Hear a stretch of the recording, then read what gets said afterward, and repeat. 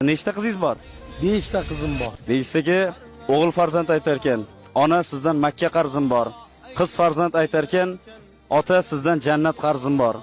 O'g'li borlar davlatingizni, qizi borlar jannatingizni ehtiyot qiling. 3 ta qiz farzandni dunyoga keltirib, voyaga yetkazgan otaning, onaning qo'lida jannatning kaliti bor deyshadi. Nechta qizingiz bor? 5 ta qizim bor. Yaxshi ko'rasizmi ularni? Hisob shukur. Jonimdan ortiq ko'raman. Bekorga 1000 o'g'ilga alishmasman qizlarimni degan qo'shiq aytmagansiz. Albatta. Hozir qizlaringiz haqida she'r aytib beraman. Jonim bilan. Bir gap aytay, darrov qovoq uyushmasin. Onalari bu xabarni bilishmasin.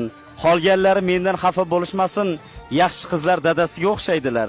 Iffatini ta'riflashga so'zlar kamdir. Haqiqatga xolis yaratgan hakamdir. Ayta olmaydi buni yolg'on deya kimdir. Yaxshi qizlar dadasiga o'xshaydilar. Erib bitar sog'intirgan qor, sepin yig'ib ketadi bahor. Yaqinlarning baxtiga doim qizalog'im, yaxshi ham sen bor. Minnati yo'q muhabbatingni, yonimdasan har kun, har tuni. Hayotimning yorug' yulduzi, qizalog'im, yaxshi ham sen bor. Qizim, ushbu so'zlarni eshitib, tabassum qilishingni va kuch olishingni xohlayman. Qayerda bo'lishingdan qat'iy nazar doimo seni qo'llab-quvvatlaydigan mehribon otangni borligini aslo unutma. Rahmat. Sog' bo'ling. Salomat.